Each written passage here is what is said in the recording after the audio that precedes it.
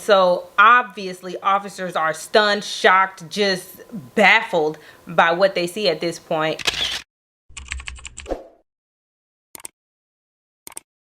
Hey y'all, welcome and/or welcome back to my channel. My name is Janae, if you didn't know, and today's video is another true crime episode. So if you're ready, let's go. Alright y'all, so as y'all can see, I still haven't done my nails yet. And I'm so sorry to the people who actually care and look forward to seeing my nails in every video. I do apologize. I really just haven't been in a creative type mood lately. I don't know. But for those of you who could give two F's about my nails, then I guess this works out for you. So yeah, moving right along. As you all know, we are going from the beginning to the end of America in alphabetical order, so from Alabama to Wyoming. And today we're going to be covering a case from California. But before I get into it, one of y'all asked me to create a playlist with the videos that I'm doing from each state. And I do plan on creating the playlist, but I just don't know what I'm gonna call it so that y'all know that that's the playlist to go to. So if y'all have any suggestions, and leave them in the comments, because I was thinking about state your case. I don't know. Case to state, state to state. I don't know. I really don't. And honestly, I really don't know why it's that hard for me to think of a name. But yeah, once I figure out a name and create the playlist, I'll let y'all know so that y'all can just binge watch it if you want to. But yeah, now that I got that out the way, let's just go ahead and jump into today's case. And like I said, we're in California today, and we're going to be talking about Samuel Wiggins Jr. And he was born on September 15th, 1948 in Los Angeles, California. And this is where he grew up with his family in Compton. And while we don't know a lot about his childhood and growing up and his family and his household and stuff like that, we do know that after high school, Sam decided to join the Army, where he would end up serving in Vietnam. And I don't know if he retired out of the military or if he just did 4 years, 8 years, I don't know. But once he left the military, he decided to go back home to LA County, where he would work in the aerosmith industry. And this is how he settled into his life real nice and cozy post-military. And he had at least one kid. Now, I don't know if that was his only child, but I know that he had at least one kid. And even though he had this kid, Sam was never married. It was said that he wasn't the marrying type, whether that was because he didn't want to get married or he just never found the right person that he wanted to marry. But whatever the reason, Sam was okay with never being married because he never had a shortage of women. And that's not to say that he was some male gigolo. He didn't have women here, there, and everywhere. Like, he had multiple relationships, and these were long-term relationships. So that's what I mean when I say he never had a shortage of women. He was always with somebody. But eventually, as time went on and Sam grew older, it was time for him to retire. And he would retire in a small city in LA County called Diamond Bar, California. Now, just for context, Diamond Bar is approximately 30 to 45 minutes from downtown LA. Someone is at the front door. I don't even know what I just said. Okay, I think I was saying that Diamond Bar is roughly 30 to 45 minutes from downtown LA. Okay, so fast forward to summer of 2009. Sam is 60 years old and he's single, and he's living in this nice little 4-bedroom house with a pool in Diamond Bar. And he decided that he don't want to live by himself no more, and he could use a little bit of extra money on the side by renting out one of his rooms. So he puts, I don't know if he puts an ad in the newspaper. I don't know if it was on the internet, maybe Craigslist, because this was 2009. However it went, Sam put an ad out for a room to rent in his home. And his ad was answered by a woman named Carmen Montalongo Montenegro. And when Carmen go to Sam's house to see the room, she's unimpressed. She said that the room was too small, it didn't have no AC unit, and I'm guessing Sam didn't have central air because she was like, nope, room too small, don't got no AC, and yeah, unimpressed. So she opts out of renting this room from Sam. But when Sam saw Carmen, he said, damn, renting the room, what's up with you? He thought she was a nice looking lady, and so he asked her out. Now, according to Carmen, he asked her out multiple times and she declined multiple times, but eventually she did end up saying, you know, agreeing to go out with Sam. And despite Sam being more than 10 years older than Carmen, when she finally did decide to take him up on the offer to go out, she said that they laughed and had a really good time. They just connected in a way. And from that first date throughout the next 2 years, the two of them will be in an on-off relationship. And not like a fighting, I hate you, break up to make up type of thing. It was more or less like sometimes she was always with him and then sometimes she wasn't. And Sam was cool with this arrangement. He was okay with the way that their relationship was. And he didn't have any problems splurging on her, spending money on her, and just pretty much doting on her. Not hand and foot, but like, it was more like, I don't mind spending money when we go out, you know? But this made some of his closest friends uneasy because they felt like Carmen was just using Sam for his money. But Sam also knew that Carmen was using him for his money, and he didn't care because in a way he was using her as well, but for the companionship and the sex, basically. But come April 2011, Sam and Carmen's relationship would take a turn, to say the least, because Sam's friends and family were now unable to reach him, and they didn't understand why, because Sam wasn't the type to just fall off the face of the earth. And I know at this point, after I just said what I just said, y'all wheels is turning and y'all already think y'all know where this is going. But trust me, you don't. Unless you've heard this case before, then you probably know. But if you have never heard this case before, then baby, just sit back and buckle your seatbelts, because yeah. So it's May 20th now, and Sam's neighbor Araceli calls him because she haven't heard from him since Easter, or since before Easter, or something like that. It was around Easter, and in 2011 Easter was on April 24th. So it's been just about a month at this point that she hasn't seen or spoken to Sam. So she calls and leaves a voicemail like, "Hey yo Sam, I need you to call me back or come by my house, because if you don't, I'm calling the cops. I'm ringing the police and I'm sending them to your house. Call me back. Bye." That was the message. So Araceli figured she'd give him a good day and a half to call or come by before she calls the police. So the day after she leaves Sam that voicemail, Araceli ended up getting a phone call. But the phone call was not from Sam. The phone call was from Carmen. And Carmen told Araceli that Sam was out of town handling some personal business and that he would call her when he got back. Now, when she got that phone call from Carmen, Araceli said something just didn't feel right to her. It just wasn't sitting right in her soul that Carmen was calling her to tell her that Sam is out on personal business. Now, mind you, Sam was really close with his neighbors. So if he was doing anything with his house, if he was going out of town, if anything was happening in his life, he was going to let his neighbors know. And the fact that she didn't know that he was out of town, it kind of bothered her. But she kind of just took Carmen at her word. But Araceli wasn't the only one who was starting to feel like something wasn't right, because Sam's daughter-in-law realized that she hadn't talked to him in about a month as well, and she usually spoke to him at least once a month.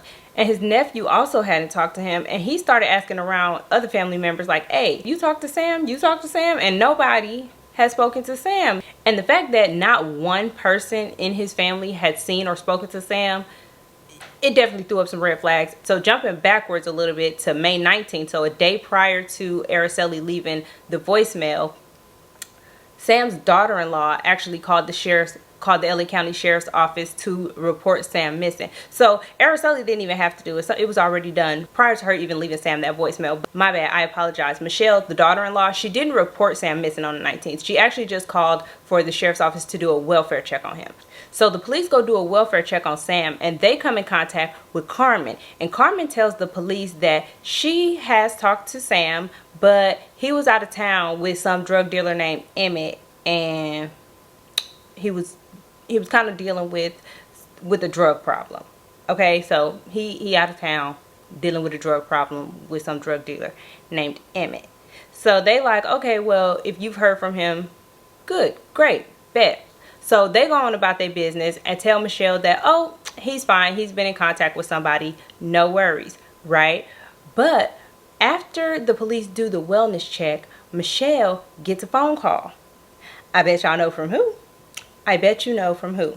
Yes, it was from Carmen. And Carmen tells Michelle the same thing that she told the police officers, that Sam was out of town, minded his own business. But none of the family was going for what Carmen was selling, because that just didn't sound like Sam. None of them had ever known him to dibble or dabble in drugs. And I know that sometimes we don't know our family members the way we think we do. and sometimes they be into some stuff that we ain't never thought they would be into.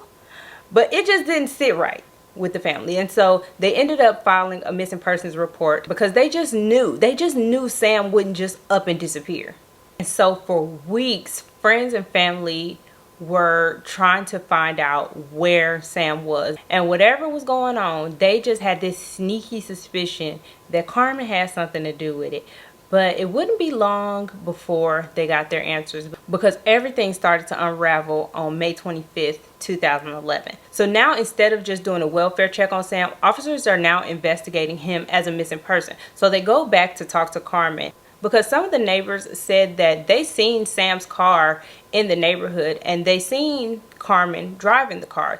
So the police want to know why she got Sam's car, and Carmen told them that Sam actually allowed her to use the car, but police already know that that probably wasn't true, because when they was talking to the friends and family who seen Carmen driving the car, the friends and family said that that was weird because Sam didn't let nobody drive his car. He never let nobody drive his car, and in the 2 years that they've known him to be with Carmen, she's never driven his car. So it was pretty unlikely that he just volunteered his car to her. So they ended up getting a search warrant for Sam's car, and Sam's car was sitting in Carmen's driveway at this point, so they knew where it was. It wasn't like they had to go find it or nothing like that. So because of the way the investigation was going, detectives had a suspicion that Sam may no longer be alive, and so they had a cadaver dog to sniff Sam's car.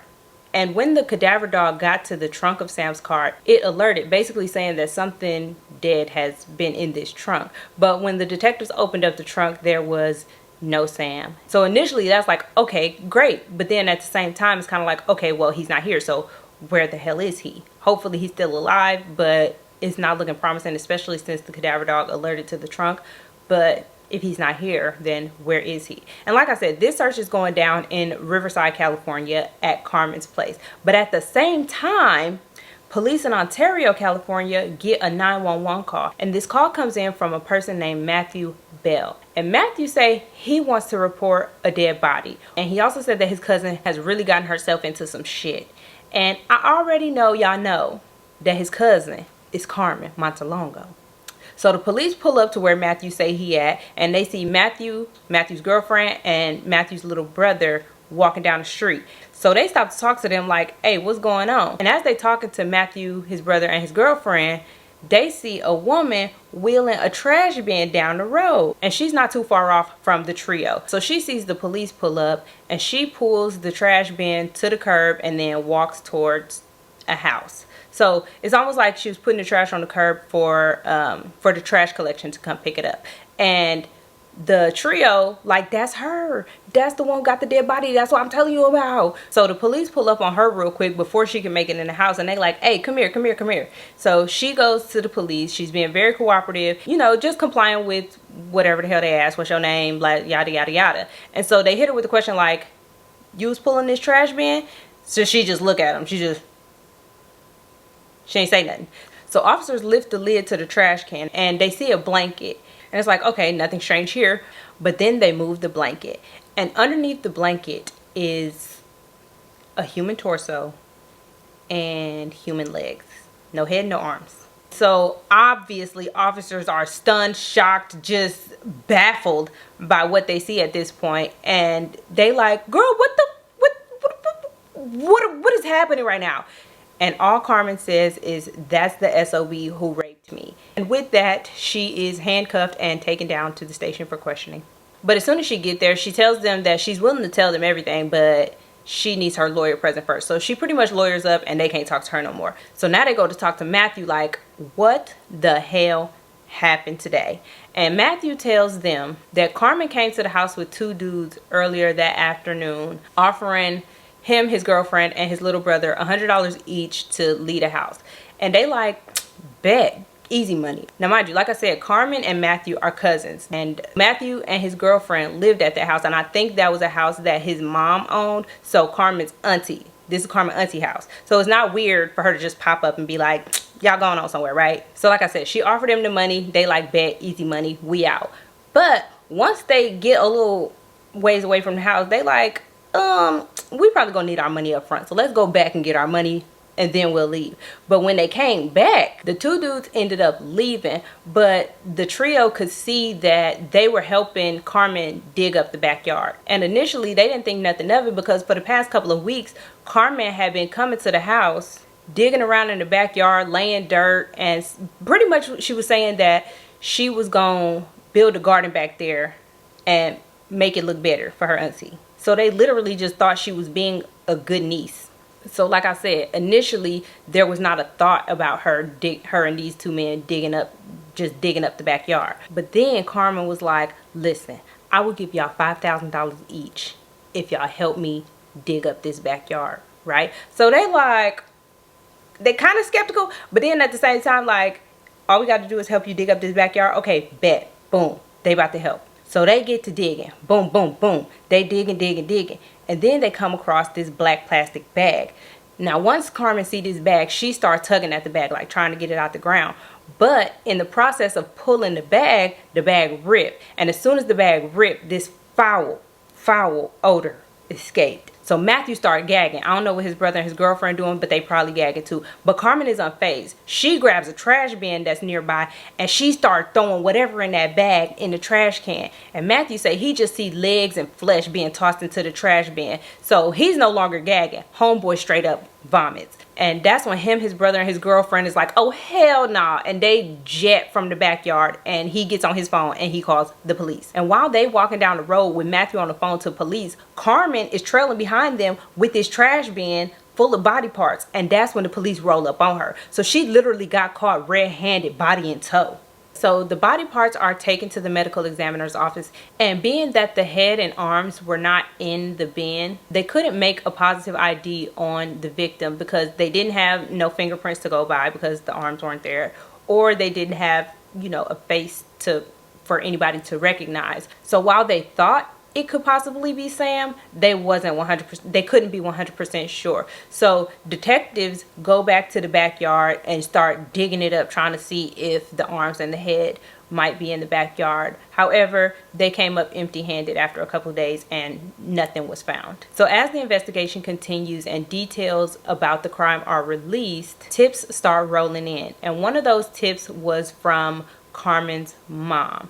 And she said that a couple of weeks prior to everything happening, Carmen had dropped off some plants to a home that her mom owned in Bell Gardens. She don't know if that tip is going to be helpful or what. She just know that Carmen dropped off some plants in Bell Gardens and maybe they might want to go take a look. So detectives head out to the Bell Gardens home and they find the plants that Carmen had dropped off. And they start sifting through the dirt of the plants, and lo and behold, in one of the pots, they find arms, and in another pot, they find a human skull. So this woman literally gifted planted body parts to her mom's tenant. Baffled.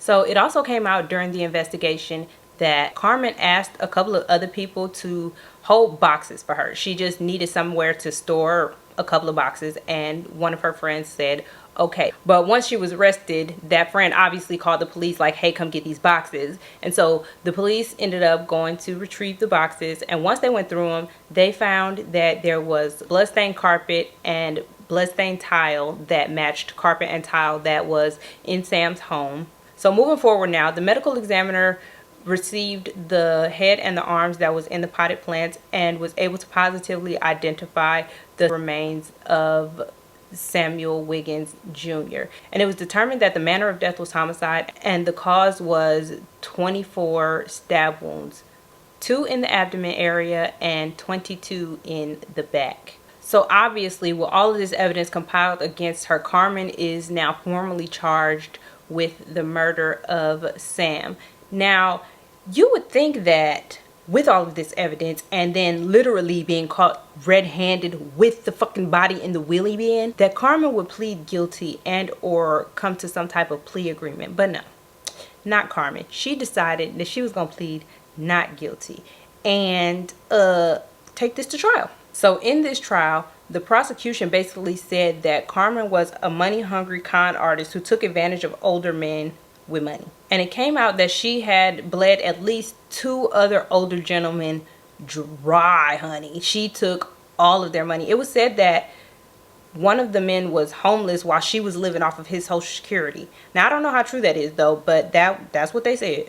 But they said that the difference between those 2 men and Sam was that Sam wised up and Sam was about to cut Carmen off, and she couldn't have that. And so she killed him, stole his car, and used his credit cards and money to fund her life until she was caught.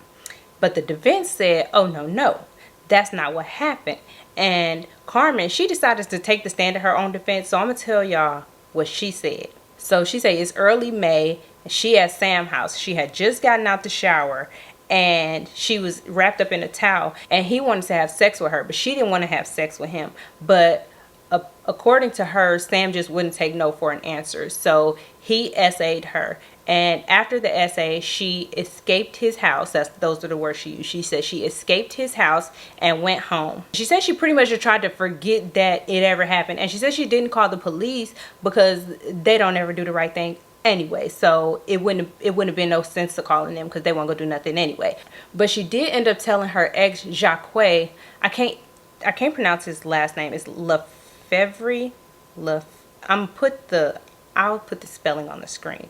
But she told her ex Jacques what happened because apparently he was at her house when she got there. I think maybe he lived there. I don't know. She said when she got home, she told Jacques what happened. She ended up going to sleep, woke up, Jacques wasn't there. And then a couple days later, she said she saw Jacques driving Sam's car. And then later, I don't know if it was that same day that she saw him driving his car or another day, but she said that Jacques took her to Sam's house, and it was at that point that she saw Sam's dismembered body. But she said that she didn't call the police this time because she didn't want nothing to happen to Jacques. She didn't want the police to take him away.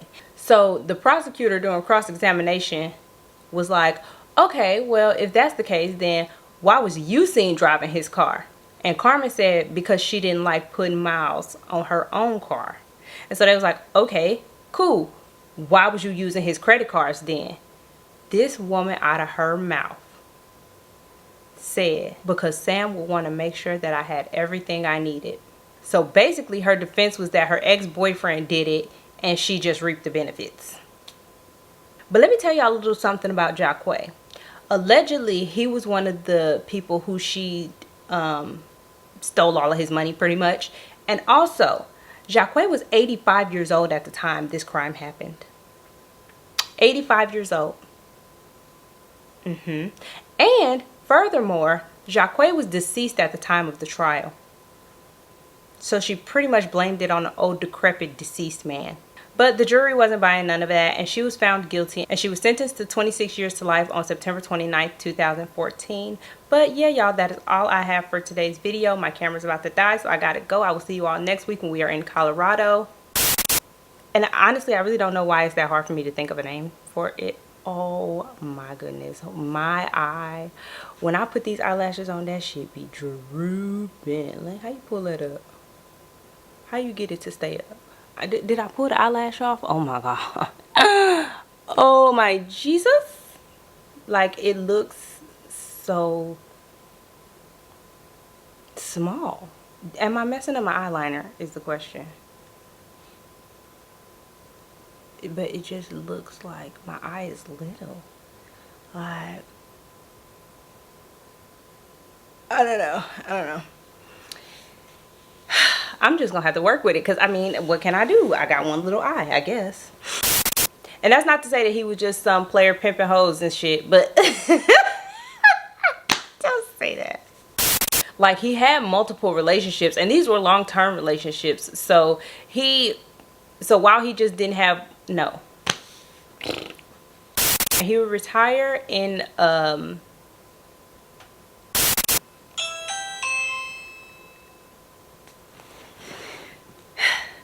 so they don't only text you, they come to your house as well. I already voted, guys. Stop calling. Stop texting. Don't come to my house again. So she opts out of, but when Sam saw Carmen, he was like, damn, her renting the room. I'm trying to clap them cheeks. No, he didn't say that. He didn't say that.